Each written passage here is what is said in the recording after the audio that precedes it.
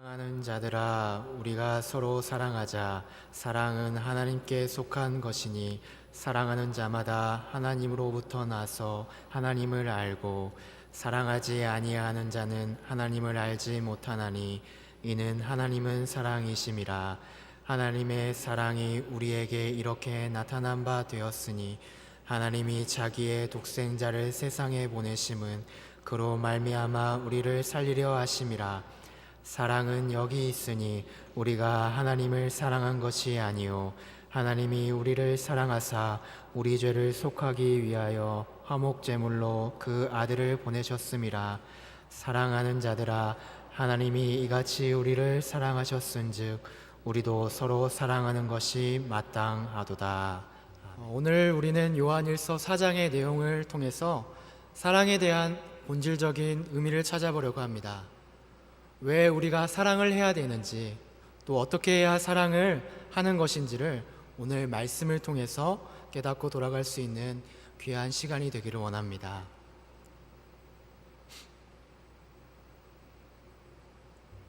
여러분, 사랑은 무엇일까요?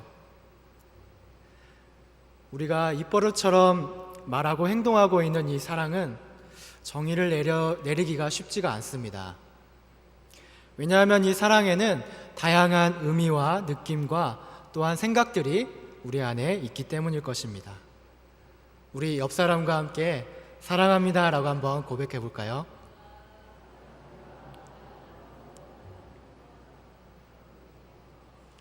어떠십니까? 옆 사람을 보고 사랑합니다 라고 고백할 때 어떤 마음이 드십니까? 마음이 따뜻해지시나요? 우리 어린아이에서부터 노인에 이르기까지 서로가 사랑합니다, 사랑해 라고 이렇게 고백을 하지만 우리가 느끼는 이 사랑의 감정은 매우 다양하게 우리 안에 일어나고 있습니다. 풋풋하기도 하고 때로는 따뜻하기도 하고 감동이 오기도 하고 어떨 때는 애잔함이 묻어나기도 합니다. 이 사랑이라는 정의에 대해서 공통점이 있다면 이 사랑을 받고 행복하다라는 그런 것을 우리가 공통적으로 느낄 수가 있습니다.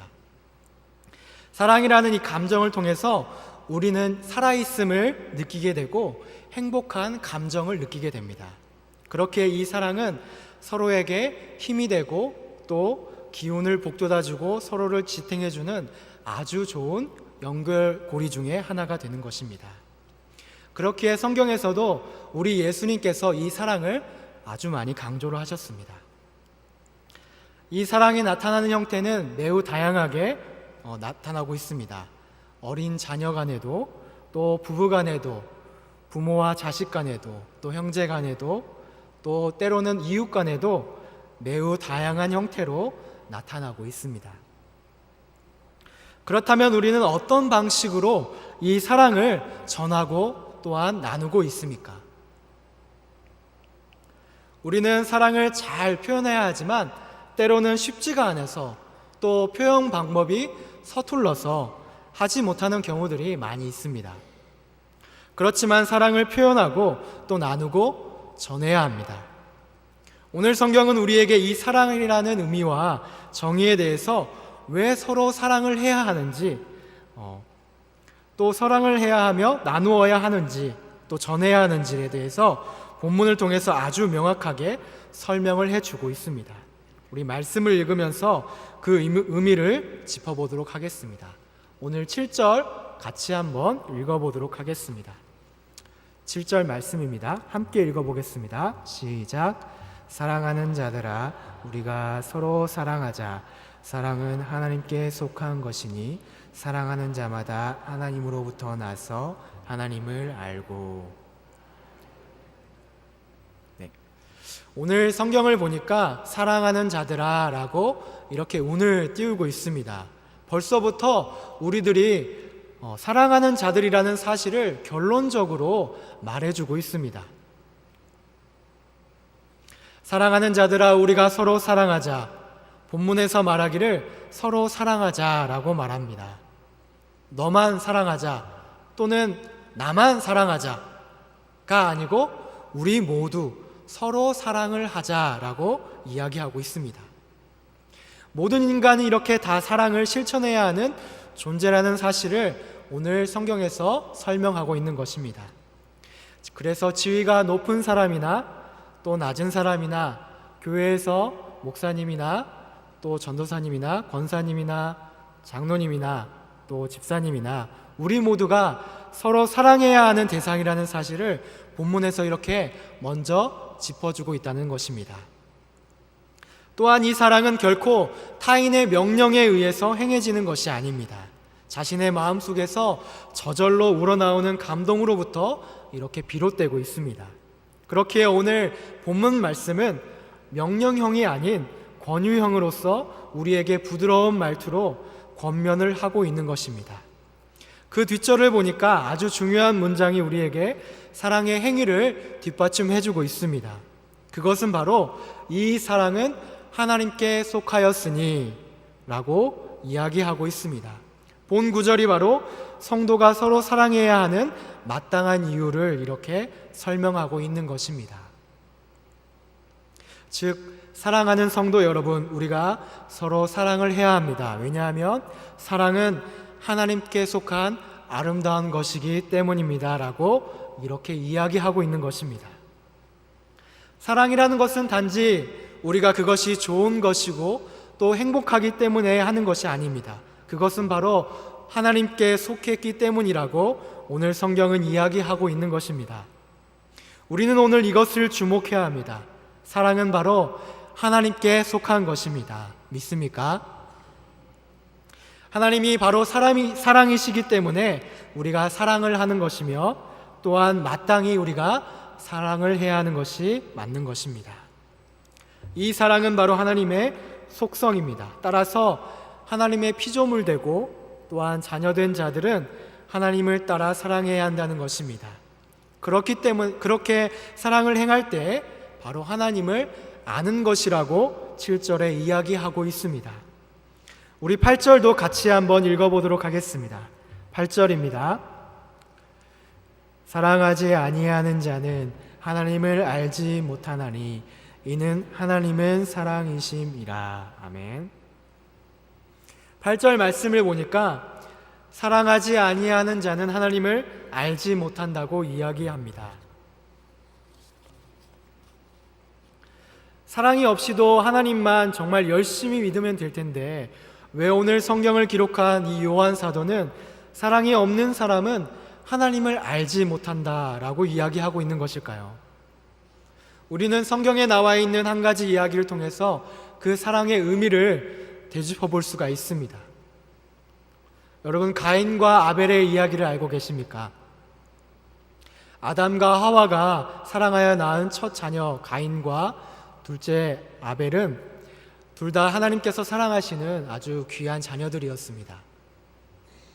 그렇지만 가인은 인류 최초의 살인자가 되었습니다.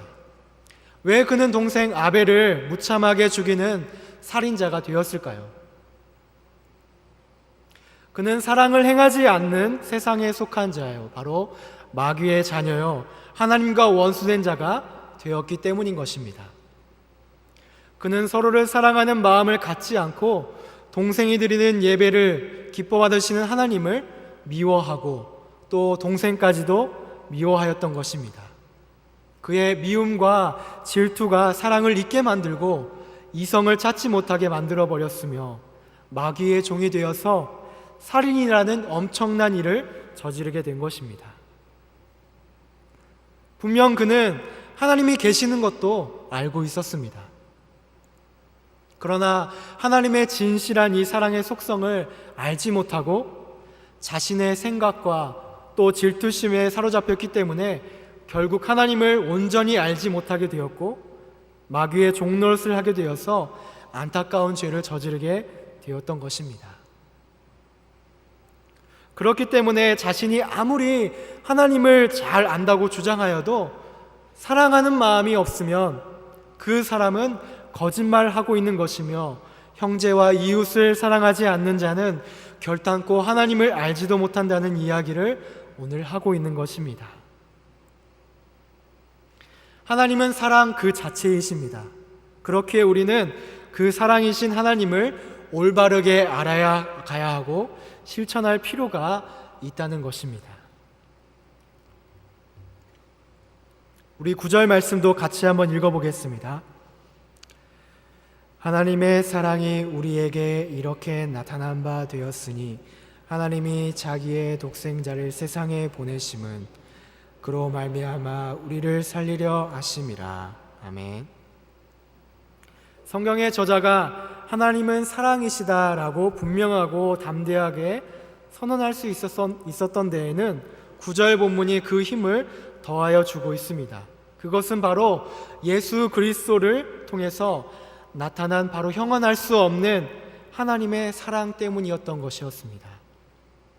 실로 자기의 독생자 아들, 하나밖에 없는 아끼는 이 아들이시며 자신의 본체이신 예수 그리스도를 범죄하여 타락한 인간들을 위해서 죽음 가운데 내어놓으신 하나님의 그 사랑의 행위야말로 사랑의 모범이시며 완성이라는 것입니다.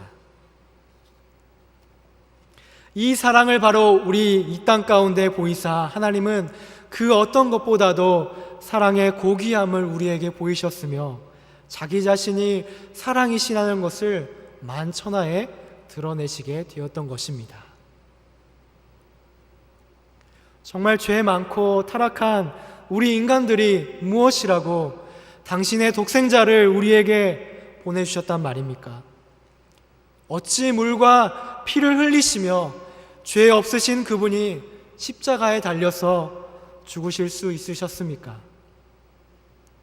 실로 그분의 진실된 사랑이 아니라면 그 어떤 표현으로도 그것을 대신할 수가 없는 것입니다. 하나님께서는 이처럼 이렇게 우리를 정말 진심으로 사랑하시고 아끼시기 때문에 그의 아들까지도 우리에게 주실 만큼 희생하시고 사랑해 주셨습니다. 그렇게 우리는 그 사랑의 마음을 본받아 사랑해야 하며 그 사랑을 나누어 주어야 하겠습니다. 하지만 우리의 현실은 어떻습니까? 하나님께서 주신 이 사랑의 감격과 기쁨, 이루 말할 수 없는 희생적인 사랑을 우리가 잊고 살아간다는 것입니다. 왜 잊고 살아갑니까? 서로 사랑하지 않기 때문입니다. 가인처럼 죄악된 세상을 쫓아서 살아가기 때문입니다. 서로가 아닌 나를 먼저 생각하기 때문인 것입니다. 미워하고 질투하고 시기하면서 세상의 방법을 쫓아 살아가기 때문인 것입니다. 입술로는 정말 우리가 그리스도인이라고 이야기를 하지만 현실은 정말 세상 사람들보다도 입술이 더 악독합니다. 때로는 거짓을 일삼고 살고 있습니다. 우리는 오늘 성경을 통해서 우리 자신을 뒤돌아보아야 합니다.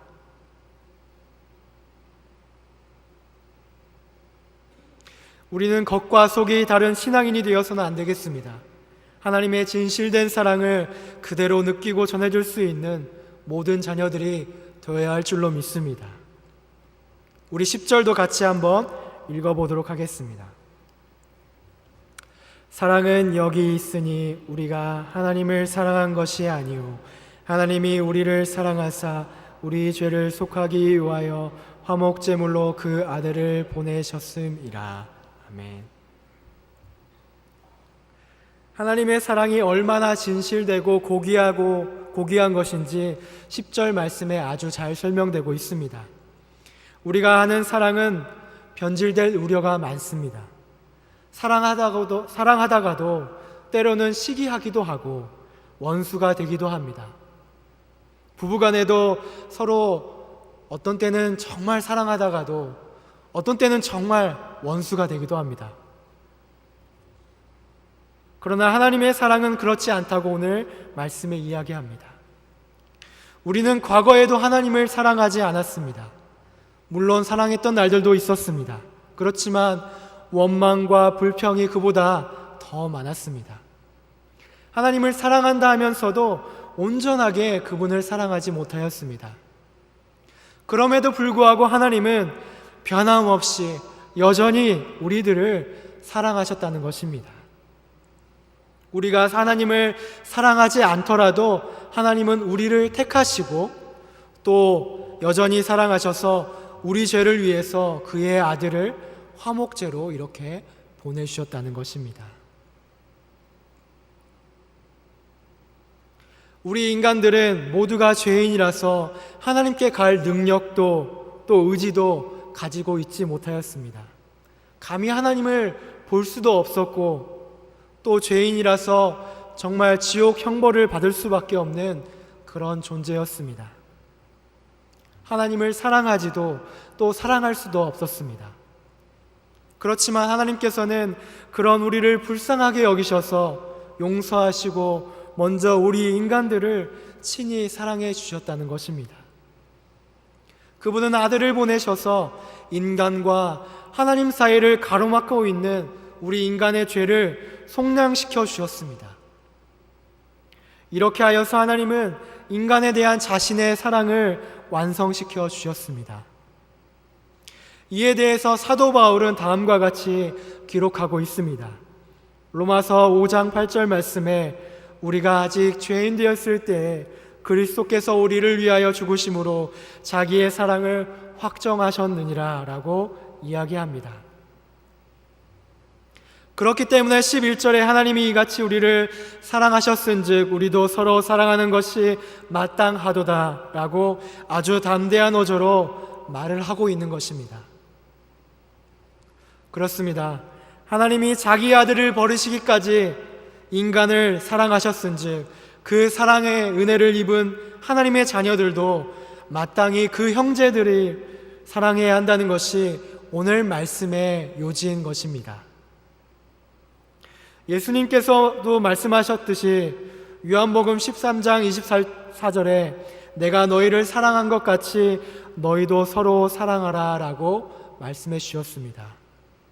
우리의 사랑은 하나님이 먼저 주신 사랑에 대한 우리의 응답이고 또 우리는 하나님을 사랑하는 일에만 그치는 것이 아니라 형제와 이웃 또한 모든 사람들에게 그 사랑이 나타나야 한다는 사실을 오늘 말씀을 통해서 깨닫게 하고 있습니다. 하나님과의 수직적인 관계와 또한 이웃과의 수평적인 관계도 모두 중요하다는 것을 이야기하고 있습니다. 그렇기에 우리는 아주 적극적인 행동으로 서로 사랑을 할 필요가 있습니다. 또한 사랑을 해야 한다는 것입니다. 왜 그렇습니까? 하나님이 먼저 그 사랑의 본을 우리에게 보이셨기 때문인 것입니다. 그래서 그리스도인 된 우리는 사랑을 선택해서 하는 것이 아니라 당연히 해야 할 책임과 의무가 우리에게 있다는 것입니다. 그 사랑을 행할 때 우리는 진정으로 하나님을 아는 자가 될 수 있다고 이야기합니다. 그렇다면 우리 주위에는 내가 싫어하는 사람도 또한 사랑하지 못하는 사람도 있습니다. 오늘 말씀을 듣고 어떻게 해야 될까요? 하나님이 우리를 용서하시고 사랑해 주셨듯이 모든 사람을 동일하게 사랑해야 될 줄로 믿습니다. 그 마음이 바로 하나님께서 원하시는 사랑의 마음일 것입니다. 우리 12절도 함께 읽어보겠습니다. 12절 말씀입니다. 어느 때나 하나님의 일 본 사람이 없으되 만일 우리가 서로 사랑하면 하나님이 우리 안에 거하시고 그의 사랑이 우리 안에 온전히 이루어지느니라. 아멘. 우리는 하나님을 눈으로 볼 수가 없습니다. 그렇지만 우리가 서로 사랑을 행하고 그 하나님의 본질적인 특성, 사랑을 행할 때, 나타날 때 우리는 하나님이 우리 안에 거하심을 나타내 보일 수 있다고 기록하고 있습니다. 따라서 성도된 우리들이 서로 사랑을 행한다면 그것은 하나님이 그 안에 계심을 증거하는 동시에 세상 사람들에게 하나님께서 정말 살아계신다라는 것을 보여준다는 것이 된다는 것입니다. 그러므로 성도인 우리들은 형제와 이웃을 사랑함으로써 하나님의 살아계심을 증거해야 될 줄로 믿습니다. 또한 그에 앞서서 우리는 그것이 이루어지기 위해서 우리 안에서부터 그 사랑을 실천해야 될 줄로 믿습니다.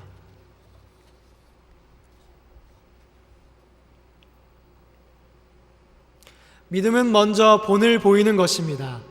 초대교회 사람들은 서로 사랑함으로써 본을 보였습니다. 그렇게 할 때에 믿지 않는 세상 사람들이 그들을 보고 하나님을 알고 또한 하나님을 믿었다고 합니다. 우리 또한도 초대교회 사람들처럼 그렇게 할 수 있습니다. 하나님께서 보여주신 그 사랑을 그대로 우리가 실천을 한다면 믿지 말라고 해도 정말 그 사람의 모습을 보면서 자연스럽게 하나님을 믿게 될 줄로 믿습니다. 우리가 먼저 주위 사람들에게 사랑을 전하여 주고 그 사랑을 보여주면 그들도 우리를 보면서 반응을 보이고 또한 교회에 관심을 가지게 되고 정말 하나님이 어떤 분이신가에 대해서 저절로 궁금해지게 된다는 그런 사실인 것입니다. 그러므로 우리는 더욱더 하나님을 사랑함으로써 그 사랑을 실천해야 된다는 것입니다. 만약 그것을 하지 못한다면 하나님의 사랑을 실천하지 않는 사람일 뿐더러 가인과 같이 헛된 실수를 저지를 수밖에 없다는 것입니다. 결국 우리와의 관계는 파기되고 또 단절되어지고 멸망받을 지옥에 갈 수밖에 없다는 사실을 우리는 기억해야 될 줄로 믿습니다. 그러므로 우리는 하나님의 사랑을 우리가 나타내면서 그 사랑의 결실을 많은 사람들에게 맺게 할 수 있어야 하겠습니다. 하나님께서는 당신의 아들 예수님도 우리에게 보내주셨지만 우리에게 성령님도 보내주셨습니다. 그러므로 우리는 예수님을 하나님의 아들로 시인하며 형제와 이웃을 사랑할 때 하나님께서 성령님을 통해서 우리 안에 거하시고 도와주십니다. 결국 이 사랑의 결실은 하나님과 우리 성도 간의 영적인 교제를 이루어가는 핵심 요소인 것을 말해주고 있습니다. 우리가 이 사랑을 잘 지키고 하나님의 사랑을 서로 이루어 간다면 17절에 보니까 결국 마지막 때에 이르러서 담대할 수 있다고 오늘 성경은 이야기하고 있습니다. 심판하실 그때 두려움이 없이 담대할 수 있다는 것입니다. 왜냐하면 우리가 하나님의 사랑을 그대로 실천하며 살았기 때문인 것입니다. 그러나 두려워하는 자는 그분의 사랑을 제대로 실천하지 못하였기 때문에 하나님을 믿지 못한 그 불신으로 결국 심판의 날에 형벌을 면치 못할 것이라는 것입니다. 우리 마지막 핵심 구절인 20절과 21절을 함께 같이 한번 읽어보도록 하겠습니다. 누구든지 하나님을 사랑하노라 하고 그 형제를 미워하면 이는 거짓말하는 자니 보는 바 그 형제를 사랑하지 아니하는 자는 보지 못하는 바 하나님을 사랑할 수 없느니라.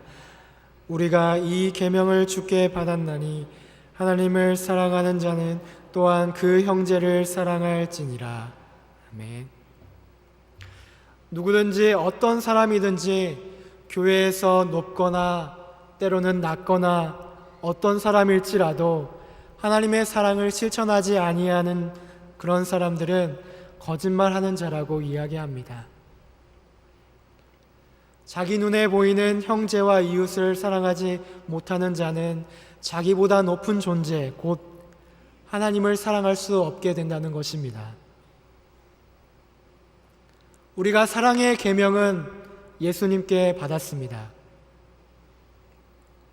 우리는 이 사랑의 계명을 그분께서 명령하셨기 때문에 절대적으로 지켜야 하면서 천국에 가기까지 하나님의 사랑을 그대로 전해야 될 줄로 믿습니다.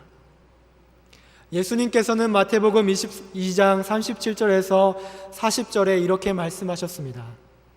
내 마음을 다하고 목숨을 다하고 뜻을 다하여 주 너의 하나님을 사랑하라. 이것이 첫째 되는 계명이고 또 내 이웃을 내 몸과 같이 사랑하라. 이것이 둘째 되는 계명이니 이것이 온 율법과 선지자의 강령이니라 라고 말씀하셨습니다. 우리는 그동안 형제와 이웃에 대하여서 무관심하였던 사랑의 중요성을 깨달아야 합니다. 하나님께서 우리를 사랑하여 주신 그 깊은 뜻을 실천할 수 있도록 우리가 먼저 노력해야 될 줄로 믿습니다. 왜냐하면 하나님은 그 사랑 자체이시기 때문인 것입니다. 오늘의 말씀을 통해서 우리는 몇 가지 교훈을 얻을 수가 있습니다. 첫째로, 하나님의 그 사랑을 늘 삶 속에서 깊이 생각해야 한다는 것입니다. 하나님은 우리 죄인들에게 사랑을 베푸시고 우리의 죄 때문에 단절되었던 우리의 관계를 회복하시기 위해서 독생자의 아들 예수 그리스도까지 화목제물로 내어놓으셨습니다. 그 깊이와 넓이와 정도에 있어 무한한 사랑을 우리에게 주셨는데 그에 비해서 우리 인간의 사랑은 얼마나 얄팍하고 이기적인가 하는 것을 우리는 깨달아야 합니다. 늘 삶 속에서 그것을 우리가 돌이켜야 하고 하나님의 사랑을 잊고 살면 안 되겠습니다. 나를 향하신 하나님의 사랑을 잊으며 산다는 것은 하나님께서 정말 가슴 아파할 일인 것입니다. 사랑의 주체이신 하나님을 정말 우리가 변치 않는 마음으로 사랑하면서 감사로 사는 것이 우리가 오늘 말씀을 들으며 지켜야 할 교훈 중에 하나일 것입니다. 둘째로, 하나님의 사랑을 나타나며 살아야 된다는 것입니다. 우리가 진정으로 염려하며 두려워해야 할 것은 현재의 삶 속에서 구체적인 사랑의 실천을 통하여서 하나님과의 정말 뜨거운 교제를 나누지 못하고 하나님과의 단절된 상태에서 사랑의 실천은커녕 이웃에 대해서 무감각해지고 냉담한 채 살아가고 있다는 것입니다. 이러한 삶은 결국 최후의 멸망에 이어질 것이며 마지막 날 최후 심판에 이르게 된다는 사실을 우리는 성경 말씀을 통해서 잊지 않아야 할 것입니다. 따라서 우리들은 삶 속에서 사랑을 통해서 자신이 하나님께 속하였던 사실을 계속해서 확인할 필요가 있습니다. 나는 누구인가?에 대한 질문을 스스로 하면서 나는 하나님의 자녀입니다. 나는 하나님의 자녀입니다. 라고 이렇게 고백해야 될 줄로 믿습니다.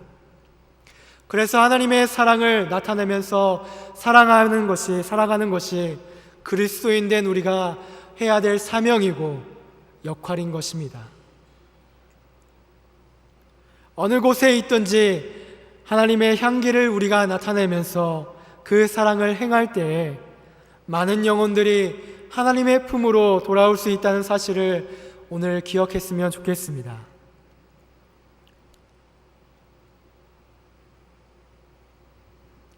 하나님을 사랑하면서 서로를 사랑하는 것이 오늘 하나님을 아는 것이라고 이야기했습니다. 우리가 오늘 말씀을 기억하면서 하나님의 뜻을 늘 깊이 묵상할 수 있는 우리 모두가 되었으면 좋겠습니다.